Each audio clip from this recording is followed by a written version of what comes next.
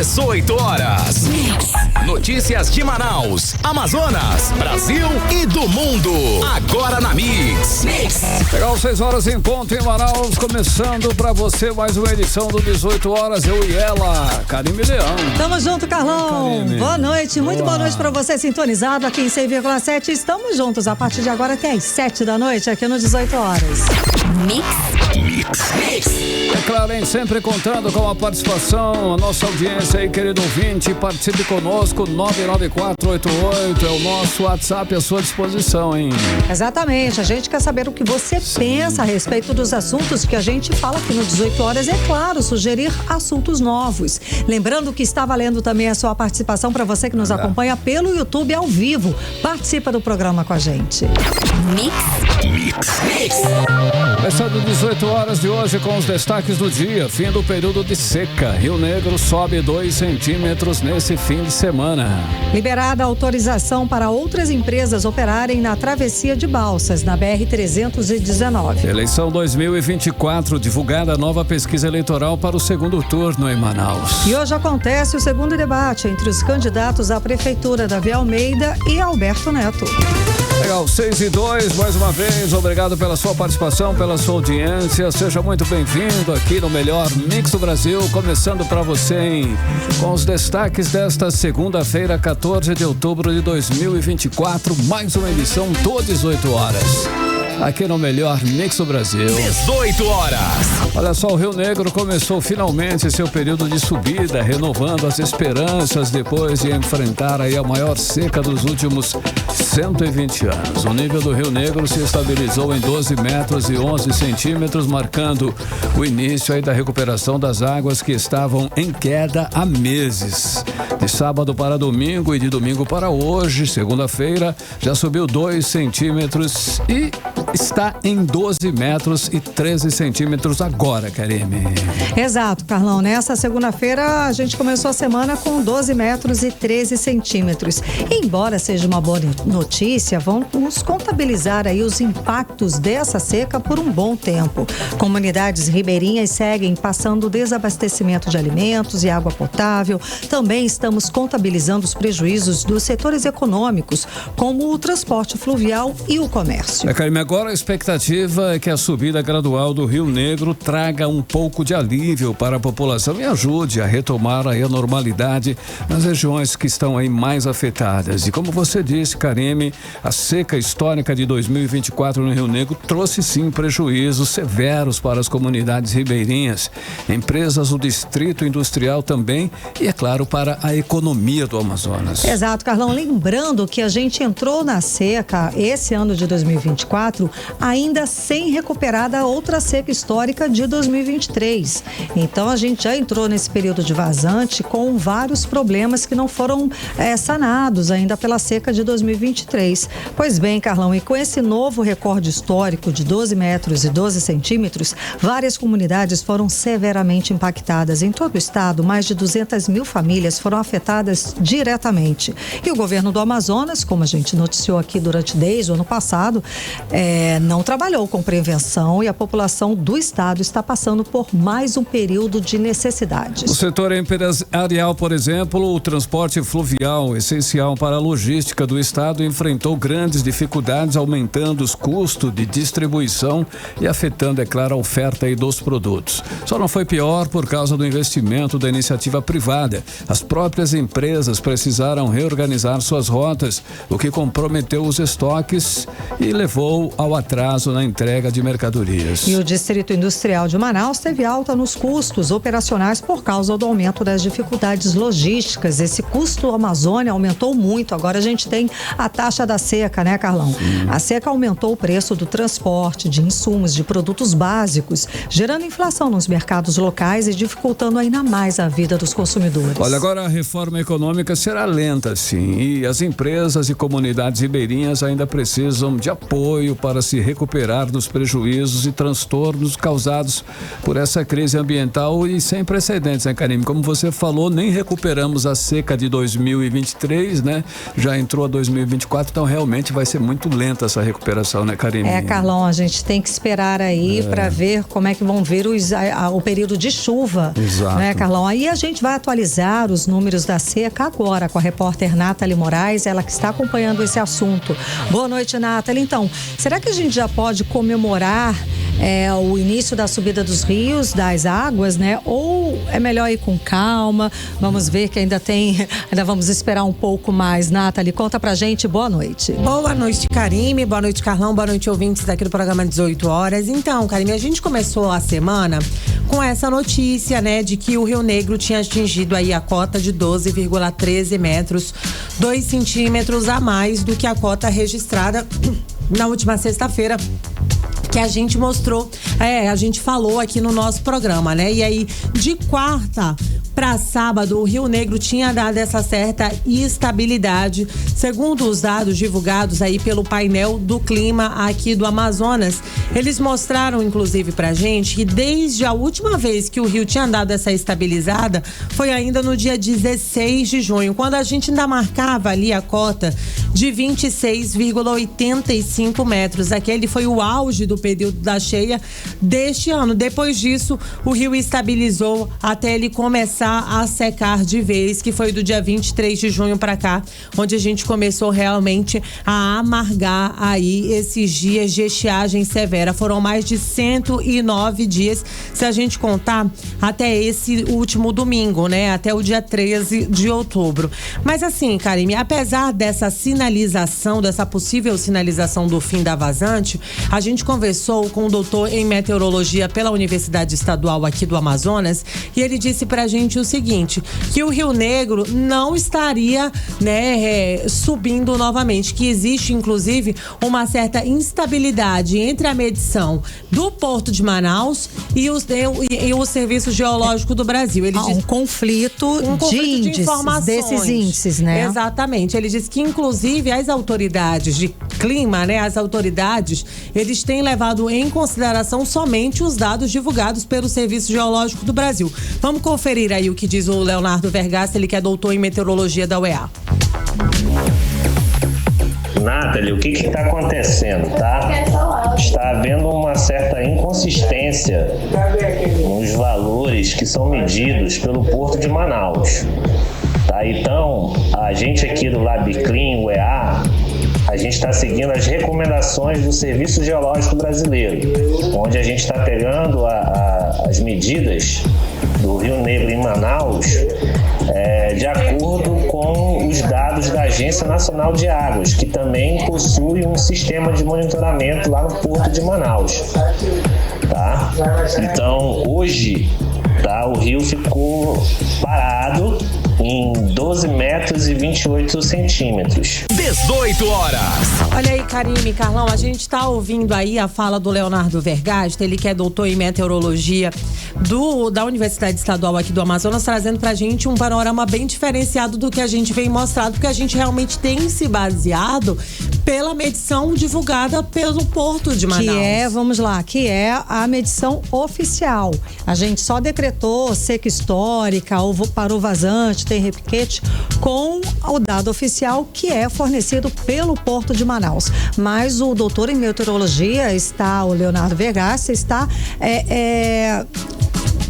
mostrando pra gente que talvez esse número não seja 100% correto, né? Trazendo pra gente um questionamento a respeito dessa medição, não é isso? Então, Karime, e aí a gente conversou também com a superintendente do Serviço Geológico do Brasil aqui no Amazonas, e aí ela falou pra gente sobre esse possível fenômeno do repiquete que nós estejamos passando aqui na nossa região, que é quando a gente tem essa oscilação de subida e descida das águas. O meu questionamento para ela: então, Jussara, a gente já pode comemorar realmente a fim da vazante? É isso? Ela disse: não é bem assim, a gente precisa ter calma, a gente precisa ter cautela com o que a gente vai noticiar, porque a gente realmente pode estar passando aí por esse fenômeno do repiquete, como explica a Jussara Cury, ela que é superintendente do Serviço Geológico do Brasil aqui no Amazonas.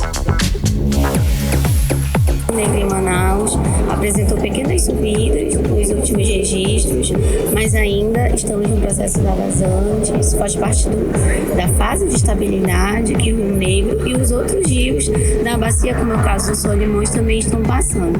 Então, a princípio, essas subidas fazem parte desse processo desde a região montante, que ocorreu essas elevações há 2 semanas atrás. Então, agora, o Rio Negro está passando por uma diminuição dessa intensidade de descida, estabilidade e até pequenas elevações. Mas ainda não é o final da estiagem, porque a gente precisa das chuvas consistidas e distribuídas, tanto na região de cabeceira também quanto na parte central da bacia e na região mais ajusante. 18 horas. É isso, né, Karime, Carlão e ouvintes do programa 18 horas. A gente ouviu aí a fala da Jussara Cury, ela que é superintendente do Serviço Geológico do Brasil aqui no Amazonas, falando que a gente não pode se animar aí ao ponto de comemorar com calma, ainda, né, o fim desse período de seca que a gente vem vivendo aqui na nossa região. Mas são inúmeros, né, Karime e Carlão, os fenômenos climáticos que a gente vem vivido por aqui. A gente saiu de dias de calor extremo. Recordes de calor, né? E aí a gente, em seguida, noticiou que nós registramos a segunda maior seca pelo segundo ano consecutivo aqui na nossa capital. E nesse fim de semana, quem não se assustou com aquela ventania de sábado, uma assustadora chuva, na madrugada, né, do último domingo? O que aconteceu? Os ventos aqui na nossa capital chegaram a 40 quilômetros por hora. Então, realmente, é uma ventania assustadora, como eu disse, depois aí de dias de calor intenso. A gente teve registros aqui na nossa capital de derrubadas de árvores, de casas destelhadas, e por pouco não aconteceu uma tragédia no bairro do Mauazinho, na zona leste aqui da nossa capital. Eu conversei com a Suelen Souza, ela que é moradora lá da comunidade, e ela disse que por pouco uma idosa não ficou presa na sua residência porque uma árvore caiu sobre a casa dela. Mais ou menos 1h30 começou a ventania, aí começou a levantar a estrutura dele metálica do lado de lá, e por volta de já 15 para as 2 já levantou todo e caiu a estrutura tanto da metálica quanto a parte estrutural da casa aqui em cima da residência, onde estavam as 4 crianças e assim, ó. 18 horas. Então, a gente ouviu aí a fala da Suelen Souza falando pra gente sobre a situação. Olha, e vários bairros ficaram sem luz, tá? São Raimundo, São Lázaro, vários bairros, Flores também sem luz, desde o início da tarde, inclusive, por causa da ventania, né? Vários bairros sem luz. Pelo menos aqui não registrou um apagão, como a cidade de São Paulo. São Paulo foi feia a coisa. Que foi feia a coisa, né, Carlão? Por lá, ficou sem luz justamente Problemas por mau tempo, sérios. Ventania, chuva. Lá não aguentou, teve Acho que apagão. até hoje ainda está em uma situação ruim lá. Exato. Tem alguns bairros que estão apagados lá. Exatamente. Até hoje existem alguns bairros apagados. Agora você imagina o prejuízo. E eu fico pensando nas pessoas que precisam da luz por uma questão de saúde. Pessoas que precisam de equipamentos ligados, pessoas que precisam fazer aí uma nebulização e até medicamentos que precisam ficar na geladeira. Imagina. Agora aqui pelo menos foram alguns bairros apenas que ficaram sem luz, não é, Nathalie? Por causa dessa ventania toda que assustou todo mundo. Mas teve bairro, Karime e Carlão, que ficou por mais de 10 horas sem energia elétrica. Caramba. E aí, apesar de toda essa situação, né, a gente não teve nenhuma ocorrência mais grave de mortes, como a gente teve no interior do estado, que a gente vai já falar disso. Mas essa situação de chuvas intensas aqui na nossa região deve continuar até o fim dessa semana. Mas vale a gente reforçar que em outras épocas, em outros anos, seria bem comum, né, a gente tá registrando chuva aqui na nossa região, até porque a gente já estaria entrando no período do inverno. Ah, sim, né? período de chuva mesmo. Mas como agora tá tudo o clima atípico. tá tudo, né, diferente mesmo, a gente vai ter que aguardar um pouco mais, mas a previsão é de mais chuvas nos próximos dias, como explica aí o meteorologista do INMET, Francisco Assis.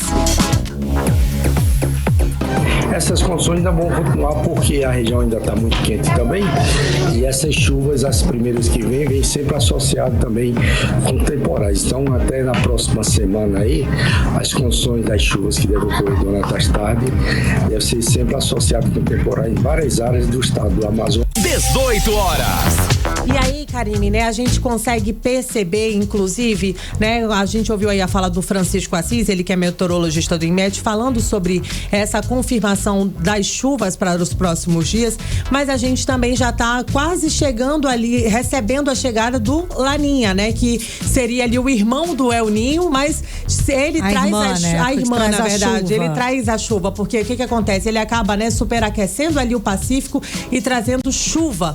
Só que assim, ele deve chegar, mas de maneira mais moderada por aqui, né? O que não pode fazer com que a gente se anime e que a gente possa ter essa recuperada logo dos nossos rios, que a gente venha ter uma enchente tão grandiosa como a gente teve nos anos anteriores. 2021, né? Que a gente teve 21, acho que foi 21. É, a nossa última maior cheia. Exato. E aí, assim, como ele deve chegar de maneira mais desacelerada, então tudo isso deve demorar ainda mais para normalizar por aqui. Só que falando ainda nessa questão dos fenômenos climáticos nesse fim de semana aqui no nosso estado, a chuva não foi somente em Manaus, inclusive nos municípios da região metropolitana também. Em Novo Airão, uma mulher de 31 anos acabou morrendo depois de ter sido atingida por um raio. O nome dela é Nayara Elida Mendes, de 38 anos. Ela estava acampando com amigos e outras 4 pessoas também ficaram feridas por conta dessa tragédia.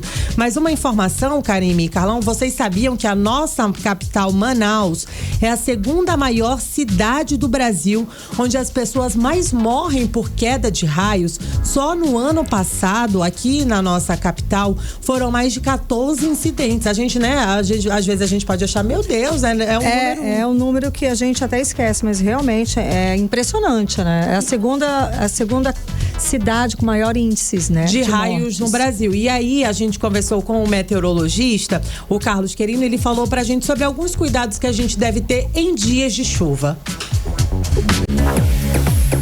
O nimbus, que em seu interior contém cristais de gelos. Esses cristais de gelos em movimentos constantes se atritam e carregam essas nuvens eletricamente.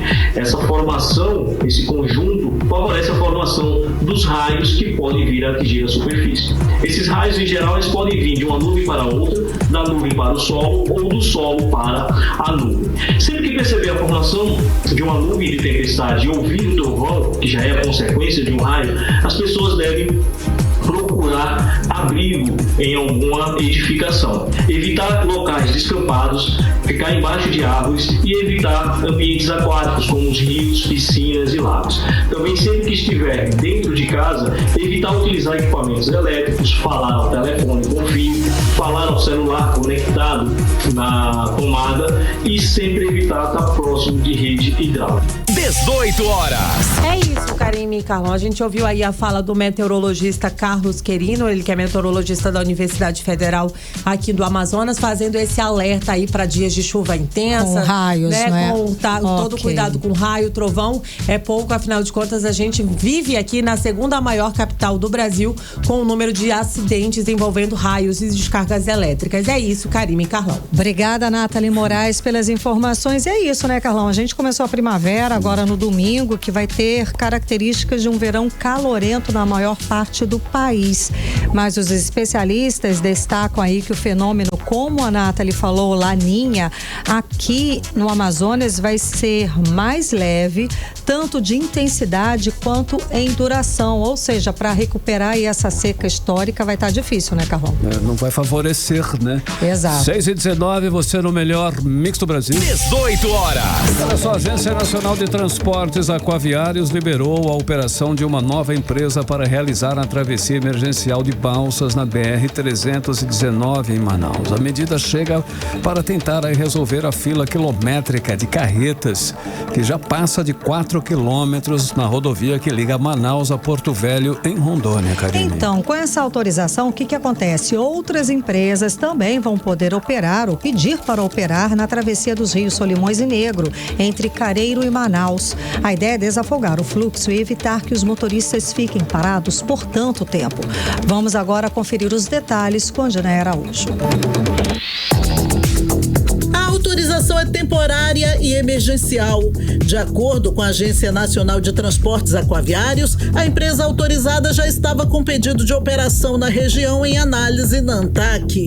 Com a entrada de mais 2 balsas para fazer a travessia de carretas na BR-319 em Manaus, a fila de veículos de carga, que hoje chega a 4 quilômetros, vai diminuir, segundo a ANTAQ. Mas para André Marcílio, do Movimento Amigos e Defensores da BR-319, as novas balsas não resolvem o problema, porque o acesso ao porto não mudou. Por isso, na avaliação dele, as enormes filas vão continuar. Sabemos que não é só também a quantidade de balsas, mas também a entrada e saída desses veículos no porto do Ceasa e no porto da Vila do Gutierrez. É um porto pequeno, com 2 rampas apenas, né? O acesso, a subida desses caminhões, dessas carretas, tem muita dificuldade e é preciso o governo federal ter uma atenção maior sobre isso. Pedimos à nossa bancada federal para que possa ajudar a intervir nessas questões de infraestrutura do Porto do Ceasa e do Porto da Vila do Gutierrez. Já o deputado estadual Dan Câmara, que comanda o movimento Soluciona BR-319, diz que a decisão provisória de colocar mais balsas na travessia dos veículos até ajuda, mas ele concorda que não soluciona o problema das carretas que estão paradas há dias com mercadorias. É um paliativo mesmo no sentido do que significa esta travessia. Primeiro, que não resolve a questão das cabeceiras para acesso às balsas.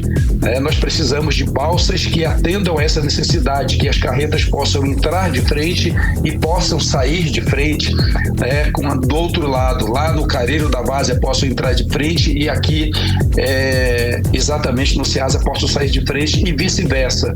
Além disto, nós temos as 2 pontes que caíram há 2 anos atrás e que não foram recuperadas. Nós precisamos das pontes reconstruídas e dos direitos de ir e vir garantido ao povo do estado do Amazonas. A decisão da ANTAQ abre portas para que outras empresas que cumprirem os requisitos legais possam pedir autorização para também operar na travessia dos rios Solimões e Negro, entre o município do Careiro e a capital. Nas últimas semanas, a redução significativa do nível das águas do rio Amazonas gerou gargalos logísticos, impactando diretamente o transporte de veículos e mercadorias na BR-319, fundamental para a circulação local. O acúmulo de veículos e a interrupção no abastecimento de itens essenciais, como alimentos e água, agravaram a situação, causando transtornos à população e prejuízos ao comércio. Diante desse cenário, a ANTAQ, o DENIT e outros órgãos têm implementado ações coordenadas para restabelecer o fluxo logístico naquela região. Odneia Araújo para o 18 horas. Você está ouvindo 18 horas. 6h23 em Manaus. Olha só, de novo e toda hora, hein? A gasolina ficou mais cara aqui em Manaus. O aumento aconteceu no sábado. O litro da gasolina passou de R$ 6,89 para R$ 6,99, Karime. Aconteceu na calada da noite, sem nenhum anúncio, sem aviso, sem nada. Sem aumentou. nada. Terra no sem susto. lei. Terra sem lei, você disse perfeitamente, ruim, né, perfeitamente, Carlão. Foi assim no susto, como sempre acontece. Toma, pega que é tua, pega a tua merenda. Carlão, nós conversamos com o coordenador do Sindicato dos Petroleiros do Amazonas, que é o Marcos Ribeiro, que tentou explicar, o motivo desse aumento. Vamos ouvir. Primeiramente, é necessário a gente frisar que a única refinaria do nosso estado, a única refinaria da nossa região foi privatizada no governo anterior. A gente tem uma noção dos motivos de ter acontecido esse aumento. Primeiro, o Grupo Atem já anunciou, no momento em que a refinaria foi privatizada, que vai seguir o tão chamado PPI, o preço de paridade de importação. Os combustíveis que circulam no nosso estado e na nossa região estão vindo de outras outras regiões do país ou até mesmo de outros países. Então é necessário a gente frisar que isso impacta sim nos preços dos combustíveis. O outro ponto também é devido à estiagem. Com esses combustíveis vindo de outras regiões, vindo de outros países, nós temos aí a dificuldade de escoar esse produto devido à estiagem, fazendo que o produto, o transporte, a logística para chegar até a nossa cidade se torne mais caro. 18 horas. O Instituto de Defesa do Consumidor, inclusive, do Amazonas, anunciou que irá intensificar a fiscalização para combater a prática de preços abusivos na capital e blá blá blá. Ele não é querendo ser pessimista, mas a gente já sabe, né? Nada vai acontecer, isso, né, cara? Tudo bem. 6h25, você no melhor mix do Brasil. 18 horas. Vamos agora falar sobre os assuntos da política local, Carlão. Vamos. Cíntia Blink já chegou? Tá por aí? Cadê? Tá aqui já. Olha aí, tá oi, aqui Cíntia. com a gente. Tudo bem? Cíntia Blink, boa noite, Cíntia. Então, saiu a primeira pesquisa eleitoral registrada deste segundo turno. Cíntia, conta pra gente o que dizem esses números. Conto tudo. Olha só. Empate técnico. É porque acabou de sair uma outra pesquisa. Sério? Conta as duas já. Aí eu Aproveita tava e vai lendo aí, vê. Pois é. Na primeira de hoje, que saiu hoje de manhã, a gente tem aqui a da Marca, né? A Marca, ela fez 2 levantamentos. Um que é geral, em quem você votaria se a eleição fosse hoje, segundo turno, entre Davi Almeida, atual prefeito, e Capitão Alberto Neto, o que quer ocupar essa vaga. E aí, nesse geral, que a gente está incluindo aí brancos e nulos e tudo mais, nós temos 41,67% para Capitão Alberto Neto, e aqui eu trago o percentual total, porque cada número aqui está importando, viu? E Davi Almeida com 38,93%. Ou seja, muito acirrado, muito ali junto. Já nos votos válidos, ou seja, excluindo branco e nulo, nós chegamos a 51,70% Capitão Alberto Neto e Davi Almeida com 48,30%. Então tá muito acirrado, voto a voto, né? Ali, né? Fui na outra pesquisa para verificar, será que a gente tem aqui alguma diferença? E aí a pesquisa Atlas traz Capitão Alberto Neto com 49,5% e Davi Almeida com 48%. Caramba. 1,5% de diferença nas pesquisas aqui. Sim. E significa, então, que a gente tem um empate técnico. Técnico totalmente acirrado. Porque a diferença não, a margem de erro é 3%. Né? Então tá dentro, eles estão praticamente empatados. Tá o que nos mostra que provavelmente teremos uma eleição no dia 27. Voto a voto. Voto a voto. Quem vai definir essa eleição são os indecisos. Você que ainda não sabe em quem votar, mas está disposto a votar e não vai votar branco ou nulo, você é quem vai decidir essa eleição. Eita. E como conquistar, né, esse voto? Muito difícil. Hoje, por exemplo, é uma motiva. Hoje tem debate, não é isso, Cíntia Hoje Blink? tem debate na Band, tarde, viu? Vez, não é 21 e tanto. Todo mundo já confirmou, todo mundo 2, né? Todo mundo dois. Toda a galera. Toda a galera vai. Boa, Carlão. Toda a galera? Olha, confirmou sim. Eu soube que os dois, inclusive, estavam se preparando durante o dia de hoje, estudando para participar desse debate. Esse debate promete ser mais tradicional, aquilo que a gente já conhece da Band, porque o debate da TV Norte, que foi o primeiro do segundo turno, ele trouxe muitas novidades, né? Ele trouxe muita pergunta. O vice, as perguntas entre os vices. Até onde foi informado, até onde eu soube da estrutura, não tem participação de vice. Os vices costumam acompanhar, né? Desde o primeiro turno, os vices estão ali. Quando é que os vices se manifestam? Quando os jornalistas fazem aquele quebra-queixo, né? Que é quando eles saem ou quando eles entram, aí vão lá os jornalistas todos para fazer as suas questões ali, e vez ou outra o vice participa. Apesar de que é importante sim lembrar que vice tem uma participação profunda numa gestão, porque no momento em que o prefeito porque a gente está falando dele, mas a pessoa do poder executivo ali se ausenta, é ele quem fica com a caneta. E ele pode acontecer sim de tomar ali uma decisão que impacta a cidade inteira, ou alguma coisa acontecer durante o momento dele ali.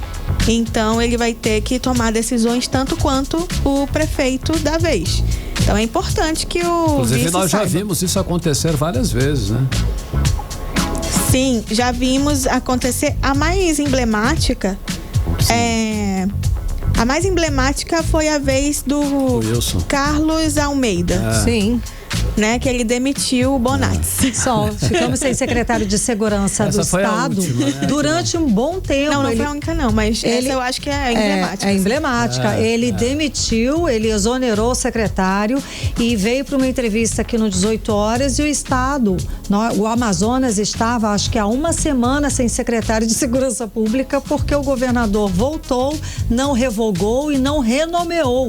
Então estávamos, ele deu, ele porque falou houve aqui, uma resistência para dizer assim, mas não valeu, ele tirou, mas não valeu. Mas, gente, valeu. Claro que vale. Tava no lá, diário. exato, valeu. Olha só, né? ponto alto aí do debate, a promessa de ponto alto do debate é que vão ter 10 minutos de confronto direto entre eles. E tema livre, então é microfone aberto e manda ver. Legal. E estamos todos muito curiosos. Aí vai ser um embate legal. Será que vai acontecer isso mesmo, Blink? Bacana. É pra isso, acontecer, hein? mas será que vão aproveitar essa oportunidade como? 10 minutos é muito tempo para um confronto direto.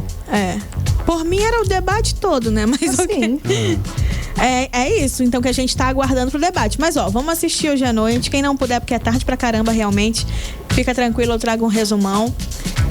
Mas vamos tentar assistir.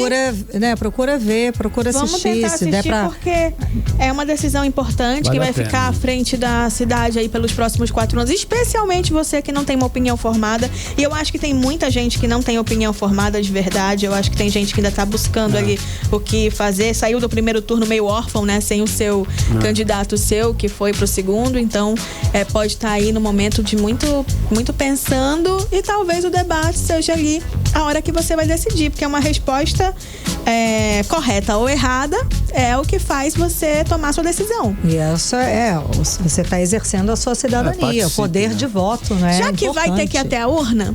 Vai. Então vota. Direito, consciente, escolha, né? O melhor que você acha, né? Com as melhores propostas. E Blink, falando ainda de campanha, ex-presidente Bolsonaro e a mulher dele, a Michele Bolsonaro, vão estar aqui em Manaus para fazer a campanha de Alberto Neto. Qual a programação deles, a gente sabe? Chegam amanhã, 10 horas da manhã. Uma curiosidade só entre a gente, Bolsonaro não anda em voo que não seja de carreira, ele não anda em avião de jato, coisa assim, por medo de ter algum tipo de boicote ao avião, alguma coisa assim. Então ele só anda em avião de carreira, avião de linha que a gente anda, sim. Normal. E aí ele chega amanhã às 10 horas e já a imprensa foi informada, então é esperado que ele responda ali alguma pergunta, ou seja, tem um registro aí. Bom, aquela movimentação de sempre quando chega ali Bolsonaro. Ele vem junto com Michele Bolsonaro.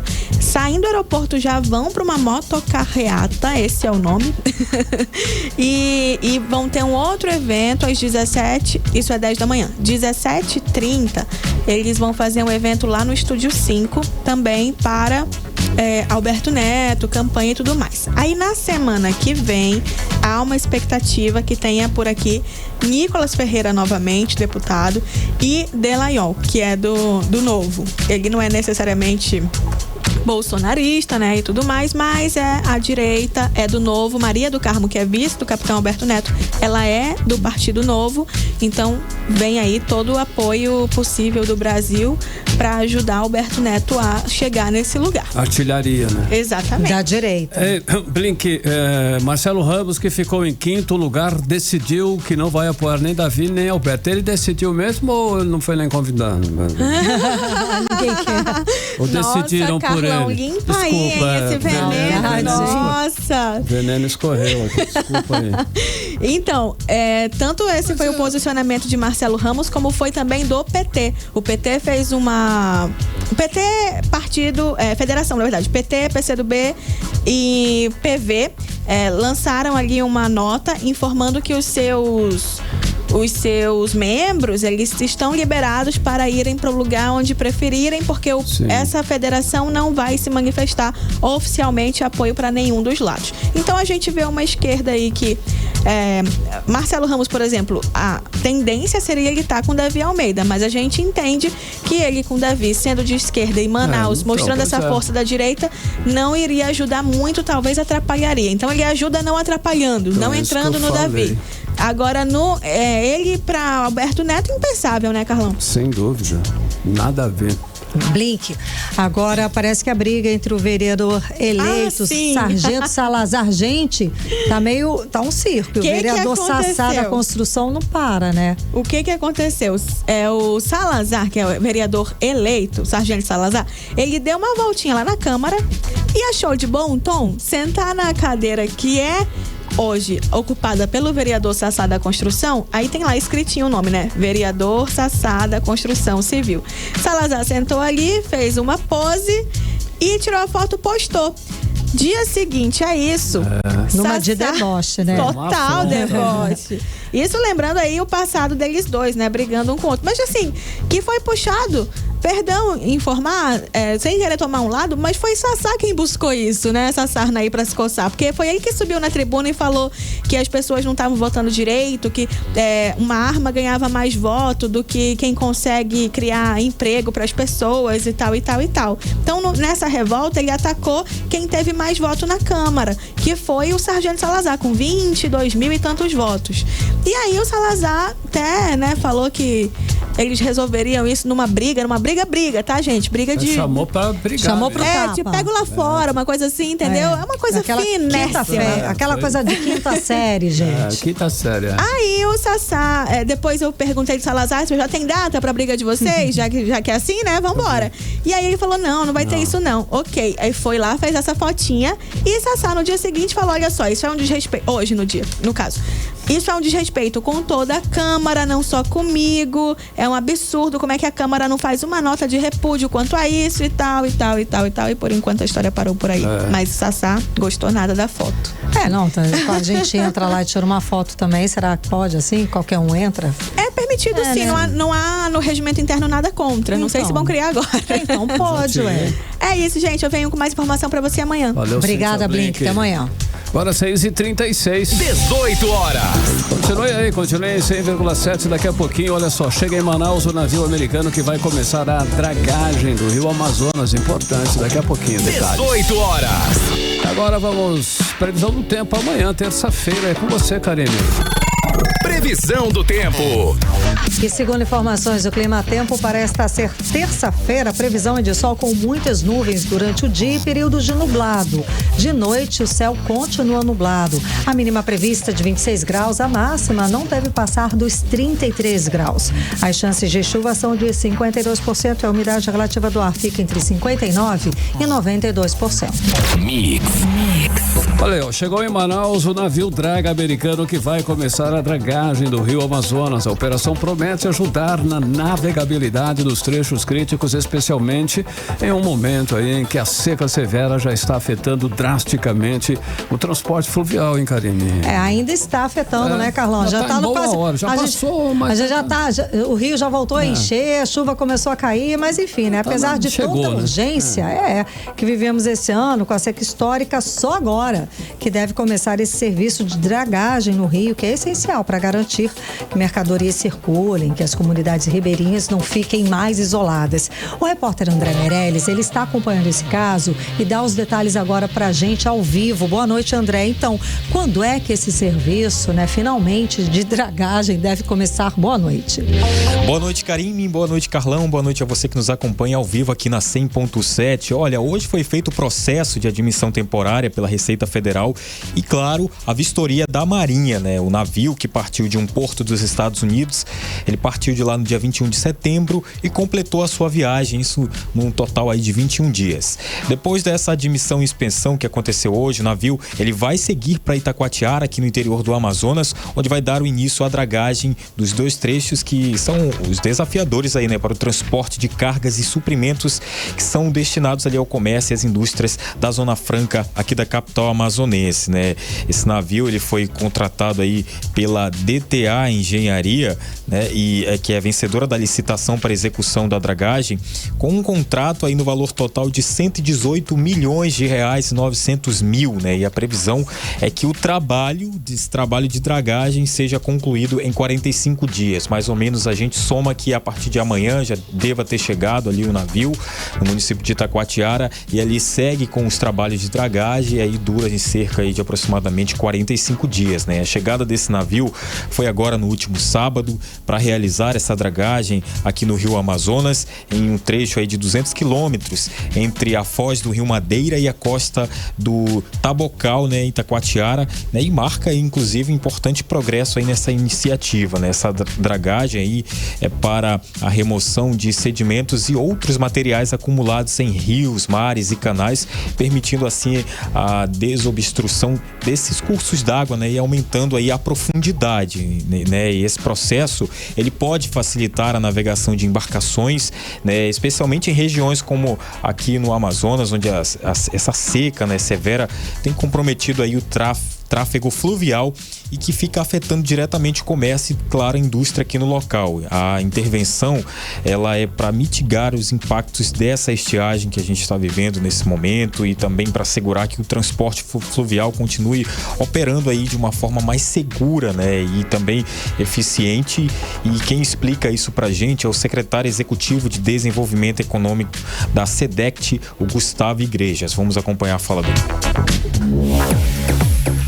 A draga que vai fazer o serviço de dragagem dos pontos principais, né, onde você tem problemas de navegabilidade na época da estiagem, já está em Manaus, já está sendo encaminhada para esses pontos para começar as dragagens, para fazer que o nosso Rio Amazonas ele fique navegável o ano inteiro e a gente evite qualquer tipo de paralisação na navegação.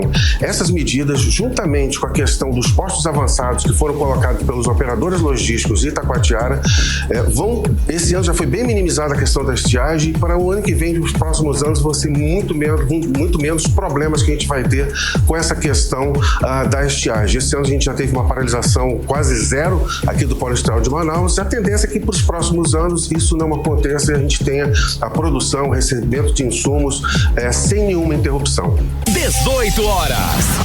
Olha aí, Karime, Carlão e ouvintes, a gente conferiu a fala do secretário da SEDECT, o Gustavo Igrejas, falando aí sobre o início das dragagens, finalmente aqui no estado do Amazonas, né, no interior, também nos rios, né? Inclusive a gente tem também uma nota aqui do Departamento Nacional de Infraestrutura de Transportes, que é o DENIT, que informou que as equipes estão em fase de mobilização para iniciar a dragagem ainda nesse mês de outubro, hein, Karime, Carlão? Que maravilha, já vai começar. Tem previsão de terminar esses trabalhos?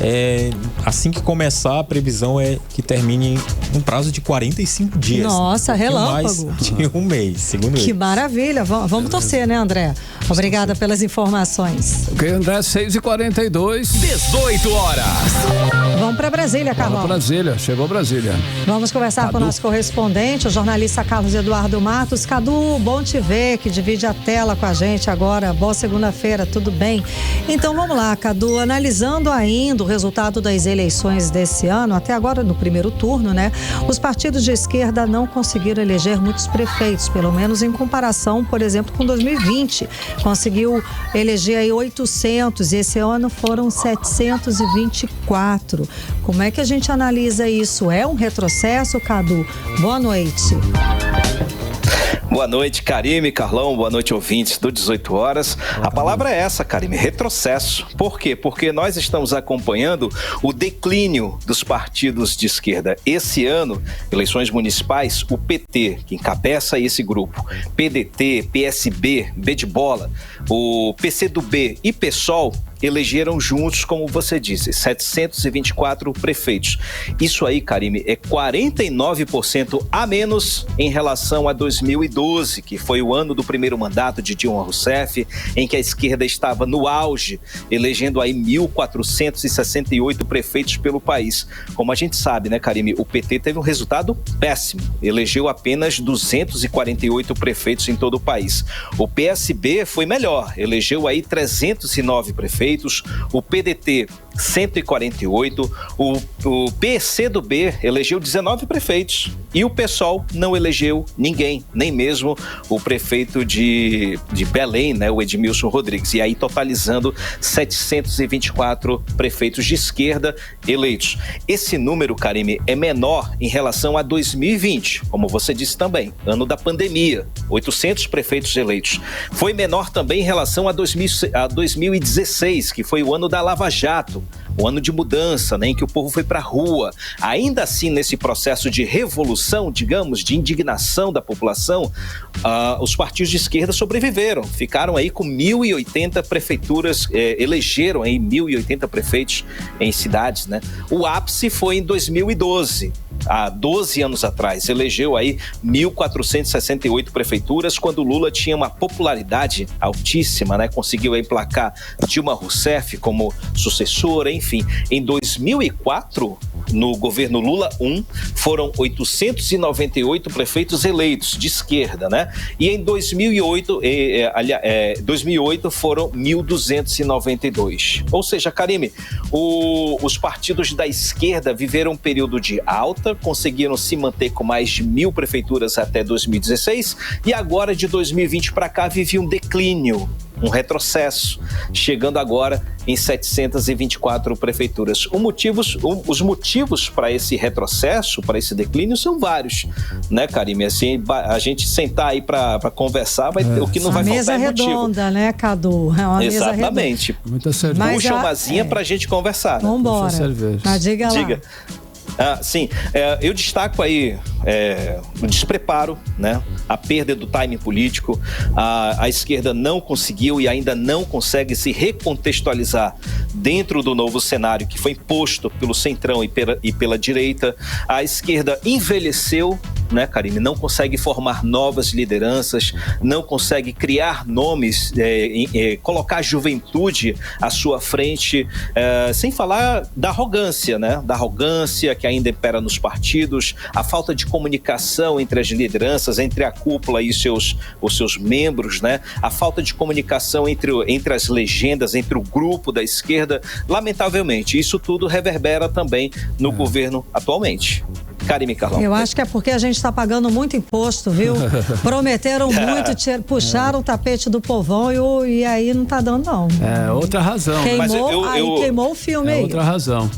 Eu fiz questão de puxar esse assunto, Karime, analisar essa questão da esquerda, analisar esse declínio, porque naquele debate sobre aquele pacotão anti-STF, um dos pontos que chamou a atenção de todos aqui, quem acompanha a Câmara dos Deputados, é a juventude, a falta de preparo dos parlamentares mais antigos.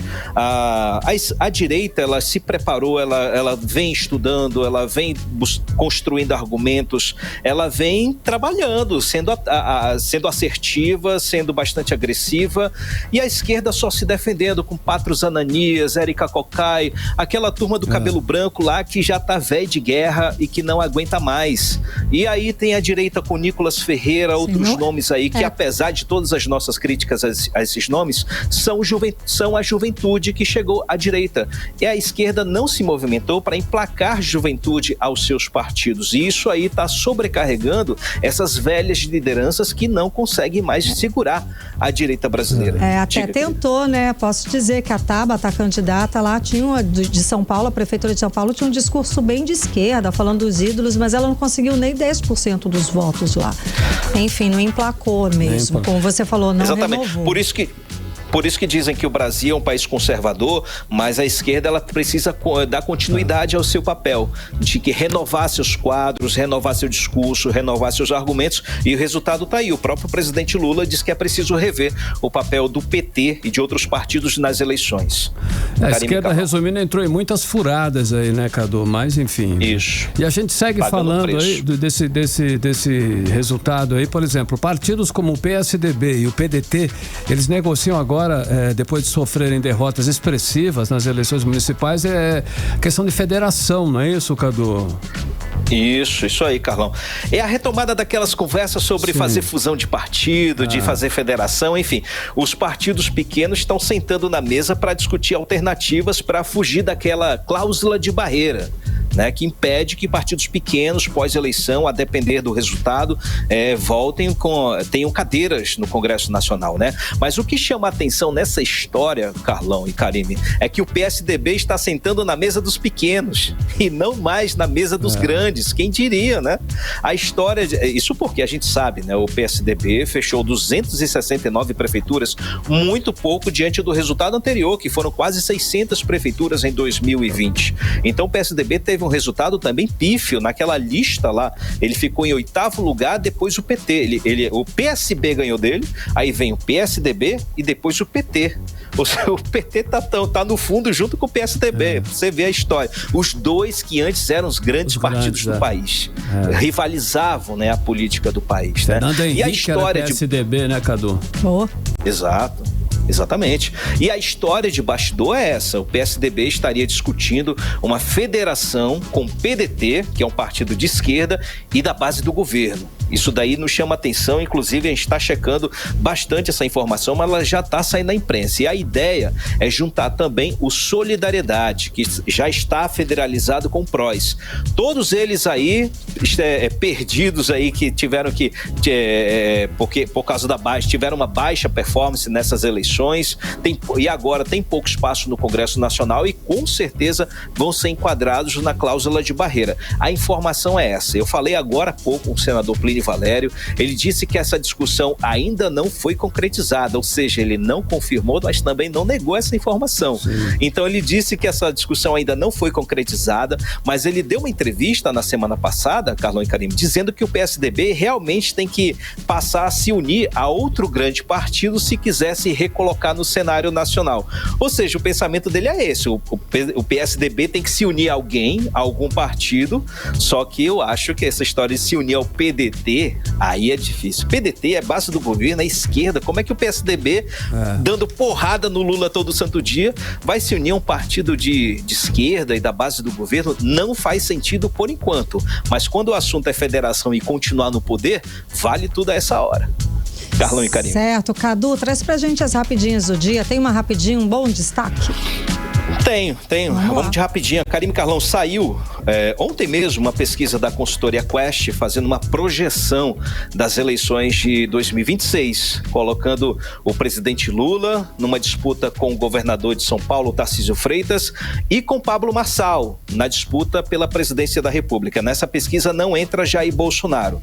E conforme essa pesquisa, Karime, Carlão, Lula sairia vencedor com 32% das intenções de voto. O Pablo Marçal teria 18% e Tarcísio Freitas teria 15%. Ou seja, o Marçal conseguiu vencer. Além do Tarcísio, venceu outros nomes como Michele Bolsonaro, o governador do Paraná, Ratinho Júnior, o governador de Minas Gerais, Romeu Zema, e o governador do Goiás, Ronaldo Caiado, que são outros nomes. Então, o Pablo Marçal, mesmo tendo perdido nesse primeiro turno das eleições municipais, ele já é considerado um nome forte para disputar a presidência lá em 2026. Isso se a justiça deixar. Olha aí. Volto com vocês, Karime e Carlão. Obrigada, Cadu. Até amanhã. Valeu, gente. Que não estão querendo deixar, hein, tchau, Cadu? Tchau. Vamos lá. 6h52, você no melhor mix do Brasil. 18 horas. Olha só, nesse domingo foi violento nas estradas do Amazonas. Um grave acidente na M070, nas proximidades da ponte do Rio Negro, terminou em tragédia, com um homem perdendo a vida após uma colisão entre dois carros, hein, Karime? Pois é, Carlão, já na BR-319, um outro susto, né? Um outro acidente. Um ônibus tombou na estrada, deixando vários passageiros feridos. Pelo menos não houve morte. Vamos aos detalhes agora sobre esses assuntos com o André Meirelles, que volta a conversar com a gente ao vivo. André, boa noite. O acidente na M010 deixou 6 pessoas feridas, não é isso?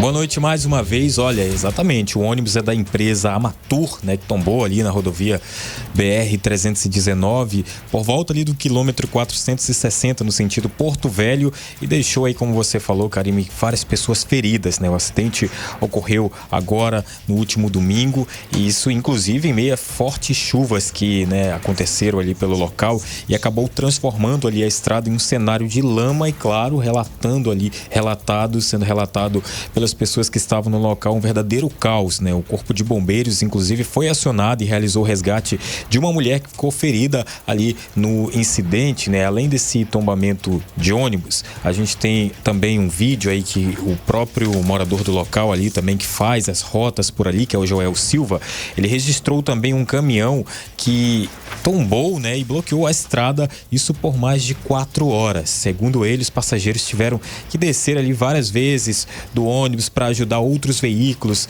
que estavam também se atolando atolando e capotando ali pelo local, né? O estado precário ali da BR, né, 319, frequentemente afetado pelas chuvas e falta de infraestrutura adequada, tem sido inclusive um motivo de constante preocupações entre motoristas e moradores da região, como o Joel Silva. Vamos acompanhar a fala. Condição de socorro de pessoas que capotaram numa estrada, sem estrutura, sem nada. E se essa senhora tiver com problema na coluna cervical? E se ela tiver com problema no pescoço? E aí? E se ela estava pronta para sair andando e agora a gente deixou essa mulher aleijada porque não tem estrutura? E os bombeiros estão aqui com boa vontade. Vieram aqui também, rodaram. Tem mais ônibus rodado para lá. Nosso ônibus ficou parado desde 10h20 da manhã até 5 horas que a gente conseguiu tirar. Nós tivemos que descer várias vezes do ônibus, empurrando, alinhando o ônibus, tirando caminhonete capotada, vários veículos capotados. Isso aqui é um caos anunciado. Como é que não se faz uma estrutura, pelo menos de brita? Olha o tipo de material que se coloca aqui, gente. Olha isso aqui, ó, lama pura. Que material é esse? Onde é que está indo o dinheiro da estrada, do material? Cadê a brita? Cadê o sarrão? Cadê? É uma vergonha. Vocês estão matando a população do Amazonas. Todos os dias. Amazonas, Rondônia, Roraima, nosso povo está morrendo. Está morrendo nos hospitais, está morrendo nas estradas, está morrendo em cada esquina. Isso é uma vergonha para o governo federal, para o governo estadual do Amazonas, que não age. É uma covardia. 18 horas. Tá então, Karime Carlão, verdadeiro desabafo aí do Joel Silva. E as imagens, a gente, se você quiser assistir, você que nos acompanhou ao vivo pelo YouTube, conseguiu acompanhar. Se você quiser assistir daqui a pouquinho no 18horas.com.br, você pode ver as imagens, o lamaçal, o desespero das pessoas tentando ajudar. Isso é lá na BR-319, né? Isso mesmo, na BR-319, ali onde a gente acabou vendo aí, ouvindo também um relato de um dos moradores que conhece ali, né? Ninguém melhor do que ele mesmo, que todo dia enfrenta aquela situação ali. E André, e outra situação revoltante foi a situação das 3 crianças abandonadas pela mãe para ir para uma festa aqui em Manaus, não é isso? Exatamente, né? Inclusive, esse resgate foi feito por vizinhos. Isso aconteceu na madrugada desse domingo agora, no bairro São Lázaro, na zona sul de Manaus.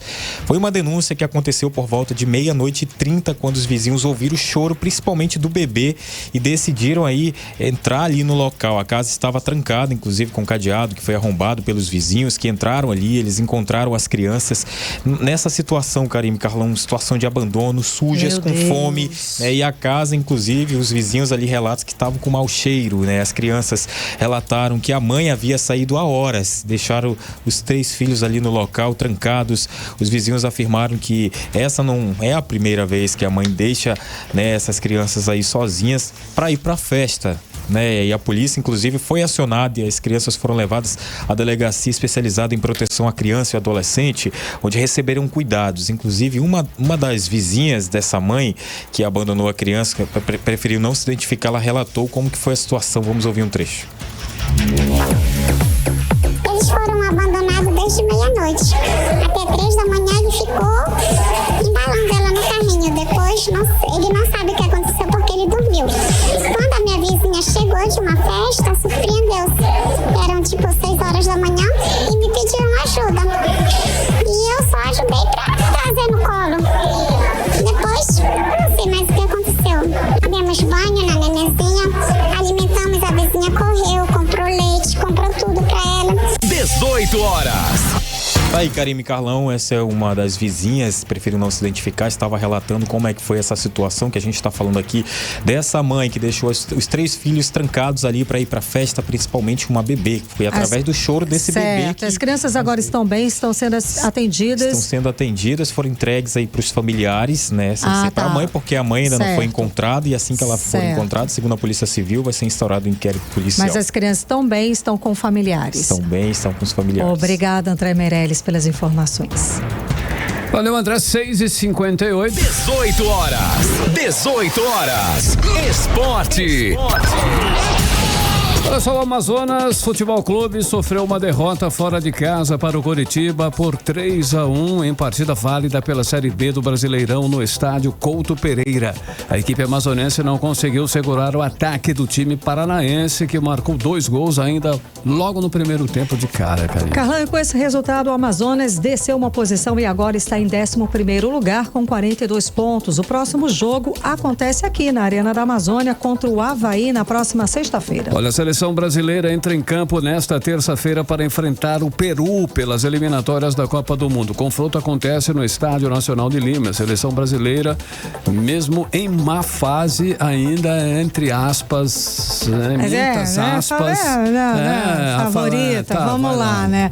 Vamos lá, vamos mudar de assunto. As principais ligas europeias e os sindicatos de jogadores fizeram uma denúncia formal contra a FIFA, acusando a entidade de abuso na gestão do calendário internacional. Segundo as organizações, o acúmulo excessivo de jogos está colocando em risco a saúde dos atletas e comprometendo o rendimento das competições. Olha, a denúncia reforça o pedido por mais diálogo e planejamento para evitar sobrecargas e garantir o equilíbrio entre clubes e seleções. Agora são 7 horas em ponto em Manaus. Você está no melhor mix do Brasil em mais uma edição do programa 18 horas. 18 horas.